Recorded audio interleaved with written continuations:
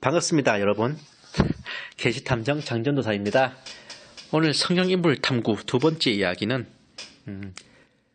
창세기에 나오는 그 니므롯에 대해서 한번 나눠보고자 합니다. 이름은 이제 니므롯, 뜻은 높은 이에게 대항하다는 이름부터가 싸가지가 없어요. 생물연대 태어난 연도는 잘 모르겠지만 이 사람이 사망한 연도는 BC 2357년 정도. 주소는 원래 바벨론이었다가 아시리아로 이주합니다. 직업은 사냥꾼, 정치가, 그리고 왕입니다. 가족관계는 마누라 세미라미스와 아들 담무스. 아주 패역한 족보죠. 성경이 소개하는 니므롯은 세상의 처음 영걸, 주 앞에 용감한 사냥꾼입니다. 역대기에 나오는 야베스가 성경에 단 몇 줄 나옴에도 불구하고 커다란 영향력을 끼치는 것처럼 이 니므롯 역시 창세기 10장에 불과 서너 줄 나오는데도 전 인류의 역사에 크나큰 영향력, 아울러 홍수 이후 인류의 역사를 뒤바꿔버린 변혁을 일으킨 자였습니다. 니므롯은 노아의 차남 함의 아들인 구스의 아들로 소개되는데 처음에 소개 안 되고 나중에 뒤에 따로 나오는 걸로 봐서는 입양된 양자거나 서자거나 아니면 심한 경우에는 구스의 아들을 자칭하는 자일 수도 있는 것으로 추측이 됩니다. 홍수가 막 끝나고 다시 인간의 문명이 시작되는 초기, 인간들이 변변한 피난처도 없이 공룡이나 맹수의 위협에 시달리던 때 이 니므롯은 드물게 놀라운 괴력과 기량을 발휘해서 인간들을 괴롭히는 맹수들을 제압하고 물리쳤어요. 그로 인하여 그의 주변에 사람들이 모이게 되고 그는 자연스럽게 김병만처럼 족장으로 추대됩니다. 뛰어난 완력과 기량은 갖추었으되 경건한 마음과 신앙은 갖추지 못했어요. 이 니므롯은 자신의 권력과 신망이 커져감에 따라 하나님마저 업신여겼습니다. 주 앞에 용감한 사냥꾼이란 말 뜻은 하나님을 대항하는 사냥꾼이라는 뜻입니다. 마침내 자신이 하나님 대신 인간들을 지배하고자 정부 체계를 출범시키게 됩니다. 사실 우리가 적그리스도 할 때 안티크라이스트, 이 안티란 말의 의미가 무엇에 대항하다, 반대하다 이 뜻만이 아니에요. 무엇을 대신하다라는 뜻도 된다고 합니다. 그러니까 그리스도를 대항하는 게 적그리스도, 그리스도를 대신하려 드는 게 적그리스도죠. 마찬가지로 하나님 대신 인간들을 지배하고자 정부 체제를 출범시킨 이 니므롯, 정말 최초의 적그리스도의 예표로 하겠습니다. 그의 나라는 창세기에 의하면 신할 땅의 바벨, 에렉, 아카드, 칼레 지방인데 이는 메소포타미아에서도 바벨로니아 문명에 해당하는 지역입니다. 이렇게 바벨론 제국을 건설해서 하나님이 아닌 자신이 지배하는 첫 제국을 탄생시킨 그는 자신의 영토 내에 남아있던 하나님을 숭배하던 신앙을 말살시켜버려요. 거짓 신화와 전설을 꾸며냅니다. 바벨론 일대에서 하나님 신앙을 말살시킨 그는 마침내 노아의 장자 셈의 둘째 아들이자 당시의 장자권자인 아수르의 영토로 눈길을 돌리게 됩니다. 정상적인 방법으로는 아시리아를 정복하고 아수르를 굴복시킬 수 없다는 것을 알게 된 니므롯은 셈의 장자 엘람의 아들 수멜의 반란을 진압하는 과정에서 아수르에게 접근해요. 그를 도움으로써 신임을 얻습니다. 결국 음모를 꾸며 아수르를 처치하고는 아수르의 이름을 폐하지 않고 자신이 아수르인 양 행세함으로써 신실한 신앙의 나라 아시리아를 자신의 손아귀에 틀어넣게 됩니다. 개혁 성경에는 그가 아수르로 나아갔다고 되어 있지만 킹제임스 성경에는 그 땅에서 아수르가 나아갔다 되어 있어요. 우리말 고어 성경에도 그 땅에서 아슈르가 나왔다고 기록되어 있습니다. 니므롯이 세운 바벨론 땅에서 아수르가 나왔다는 좀 이상한 말은 니므롯이 아수르로 가장하였다는 추측을 가능케 하죠. 주 앞에 니므롯 같은 용감한 사냥꾼이라는 말 또한 당시에 아수르를 향해서 쓰여졌을 가능성도 있습니다. 그렇게 힘세고 용감한 사람은 니므롯 하나인 줄 아는데 갑자기 아수르가 등장해서 니므롯처럼 용맹을 떨치니 사람들은 니므롯 같은 용감한 사냥꾼이라고 아수르를 칭송하지 않았을까. 또한 고대에는 고개를 들어 왕의 얼굴을 보는 것은 엄청난 특권이었으니 아수르 왕의 얼굴이 어떻게 생겼는지 확실히 아는 사람도 거의 없었을 것이고 그렇게 니므롯은 더욱 쉽게 아수르의 왕자를 찬탈했을 것입니다. 아니면 정말 사탄의 도움을 받아서 아수르의 얼굴 껍질을 뒤집어 썼을 수도 있어요. 만약 이러한 방식이 아니었더라도 당시 경건한 셈의 나라 아시리아는 니므롯의 바벨론 세력에게 정복당하거나 흡수되었으며 니므롯은 니느웨와 레센 등 거대한 도시들을 세우고 니눈타와 이난나, 이시타르를 비롯한 우상들을 퍼뜨렸습니다. 니므롯이 가장한 아수르, 어쨌든 천하의 장자권자인 아수르가 그러니까 노아의 후손들이 세운 나라들은 뒤따라서 우상 숭배를 하고 하나님 신앙을 저버렸어요. 마침내 그의 주도하에 바벨탑을 세우려 하기에 이르렀습니다. 타락해가는 세상을 두고 보지 못했던 노아의 장자 셈은 마침내 일어났습니다. 노아의 차남 함의 둘째 아들 미스라임의 나라인 이집트로 갔어. 그곳에서 니므롯을 소환했습니다. 자신이 지배하는 최초의 신세계 질서, 즉 단일 세계 정부의 곳곳을 순방하며 지배권을 다지던 니므롯은 인류의 대시조이자 자신의 아버지인, 맞잖아요. 아수르로 가장하고 있으니까. 그 셈의 부름에 응하지 않을 수 없어서 이집트를 향했는데 도착하자마자 셈에 의해 최고 법정이 회부되고 이집트의 법원을 구성하는 72명의 판관 전원에게 유죄 선고를 받았습니다. 결국 인류 최초의 독재자 적그리스도의 예표인 니므롯은 주전 2357년 12월 25일에 셈에 의해 처형되었고 세상에서 자취를 감추었습니다.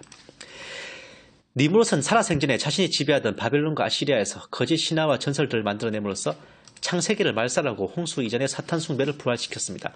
그 시기에 만들어낸 대표적인 신화는 메소포타미아 바벨론 신화. 창조주 하나님을 단순히 엔릴이라는 하늘의 신으로 격화시켰어 온갖 신들을 고안해 내어 우상 숭배를 자행했습니다. 그가 죽은 후에는 그의 추종자들이 그의 시신을 토막내어 세계 곳곳으로 보내 그를 추모하겠습니다. 그 시신이 도착한 곳마다 또다시 니므롯을 신으로 섬기며 신화들이 생겨났죠. 그리스 신화, 이집트 신화도 그 시기에 생겨났을 겁니다. 니므롯은 그리스 신화에서 힘센 영웅 헤라클레스, 멧돼지에 치워 죽는 아도니스, 이집트 신화에서는 동생에게 살해당하는 오시리스, 그렇게 비유가 됐죠. 동방으로 넘어와서는 중국 신화의 황제 헌원. 마찬가지로 제가 썰강에서 말씀드렸지만 아도니스를 치워 죽인 멧돼지가 셈이요. 동생 오시리스를 죽이는 세트가 셈입니다. 황제 헌원과 싸우는 치우천왕이 바로 셈이에요. 아시리아의 신 니눈타와 가나안의 신 바알, 바빌론의 영웅 길가메시도 모두 니므롯이 그 모델입니다. 그가 죽은 후에도 그의 아내 세미라미스와 아들 담무스에 의해서 배도는 계속되었습니다. 니므롯이 처형됨과 동시에 그날 막 아들 담무스를 출산한 그녀는 그를 새로 태어난 니므롯이라 칭하며 자신을 성모로 숭배하도록 했습니다. 이거 뭐 남편이자 아들이면 뭔 개족보여. 그 결과 이집트의 이시스 여신, 아시리아의 이난나 여신, 중국 신화의 서왕모, 그리스 신화의 아프로디테, 로마 신화의 비너스와 시벨레, 가나안의 아스타르테가 곧 성경에 나오는 아스다롯입니다. 이런 어머니 신들이 등장한 겁니다. 그의 아들 담무스도 니므롯의 환생으로 숭배받았어요. 어머니의 품에 안겨 있는 아이로 묘사됐습니다. 그는 세계 모든 신화에서 모자 신상의 형태로 숭배되었는데 특히 로마 제국 시대에는 태양신 미트라 크로노스로 섬겨졌고 그의 탄생일이자 니므롯의 사망일인 12월 25일이 현재의 성탄절로 지켜지고 있습니다. 이와 같이 지금으로부터 무려 4500년 전에 한 인간 니므롯의 배도는 모든 인류의 운명을 바꿔버렸습니다. 한 사람의 죄악으로 인해 우리는 우리의 영혼과 믿음을 지키기 위해 지금도 끊임없는 영적 전쟁을 계속해 나가고 있게 됐죠. 노아의 모든 자손들이 니므롯을 따라 타락했지만 하나님께서는 결코 그분의 피조물인 인류를 포기하지 않으셨습니다. 그 와중에도 신실한 신앙을 붙들고 있던 셈의 삼남 아르박사스의 손자 에벨은 마침내 골기하여 니므롯의 제국에 맞서 싸우기 시작했습니다. 그가 세운 에볼라 제국은 건국 80년 만에 가나안 가문의 해색에 멸망하여 모두 흩어졌지만 타락한 세상 속에서 하나님을 택했던 그의 민족을 하나님께서도 선택하셔서 에벨의 후손 아브라함에게 축복을 내리셨습니다. 이 에벨의 후손들이 바로 오늘날 유대인이라 불리는 이스라엘 민족입니다. 이들이 선택받은 민족이 된 것은 바로 4000년 전에 그러한 투쟁이 있었기 때문입니다. 세상에 공짜는 없어요. 또 하나의 희망은 아시리아가 니므롯에 찬탈당한 후 타락해가자 그 가운데서 믿음을 지키고 있던 또 일단의 사람들이 하나님의 인도하심을 따라 동방으로 이주해간 데서 시작되었습니다. 아수르 자손을 중심으로 뭉쳐 아리랑 고개라 쓰고 아라랏산이라고 읽는 그 아라랏 고개를 넘어 동방으로 간 그들은 머나먼 동방의 벌판에서 하나님의 나라를 선포했으니 이때가 주전 2333년 그 나라는 역사 속에 조선이라 기록되었으며 널리 인간을 이롭게 한다는 기치 아래 신앙을 지키며 하나님께 영광을 돌렸습니다. 천하의 장자권자 아수르의 자손인 이들이 바로 오늘날 한민족이라 불리는 우리 한국인들입니다. 좋은 것은 아우들에게 내어주고 떠나며 아우들이 언젠가는 하나님 앞에 돌아오기를 간절히 기도하는 장자의 마음처럼 우리 한국교회는 이 세계 하나님의 교회 중에 마지막 희망으로 남아 인류 속에 하나님의 복음을 전하며 주님 오실 날을 기다리고 있습니다. 로마서 5장 12절 말씀이에요. 이러므로 한 사람으로 인하여 죄가 세상에 들어오고 죄로 인하여 사망이 들어왔나니 이와 같이 모든 사람들이 죄를 범하였으므로 사망이 모든 사람들에게 임하였느니라. 인류의 시조 아담은 선악과라는 금단의 열매에 손을 댐으로써 하나님을 배반했어요. 그 한 사람으로 인해 모든 인류는 죄와 사망의 권세에 지배받게 되었습니다. 홍수로 이전 인류가 멸절되고 신실한 노아의 가족으로부터 새로운 인류가 시작되었지만 니므롯이라는 한 사람이 권력욕과 우상숭배라는 금단의 열매에 손을 댐으로써 또다시 인류는 하나님으로부터 멀어지고 영적 전쟁 속에 빠지게 되었습니다.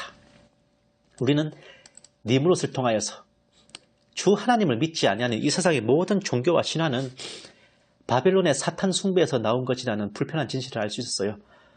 또한 신실하고 경건한 아수르의 백성들이 처음 신앙을 지키지 못하고 니므롯의 음모 앞에 타협하고 굴복했을 때 영원히 그들의 믿음을 잃어버리고 그 후 멸망할 때까지 하나님을 대적하는 우상의 나라로 전락했다는 사실에서 우리는 타협하고 나태한 신앙이 가져올 무서운 결과를 엿볼 수도 있었습니다.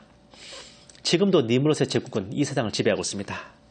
지금으로부터 4500년 전 노아의 후손들이 세운 모든 나라들이 그랬듯이 도처의 믿음을 찾아보기 힘들고 신실한 이들이 핍박받고 웃음거리로 전락하고 있습니다. 그러나 아직은 희망을 놓을 때가 아니죠. 용감한 사냥꾼, 철권의 독재자 그 니므롯이 셈에게 한마디 반항도 못한 채 맥없이 처형당하고 그 시체마저 능지처참을 당했던 것을 기억해야 합니다.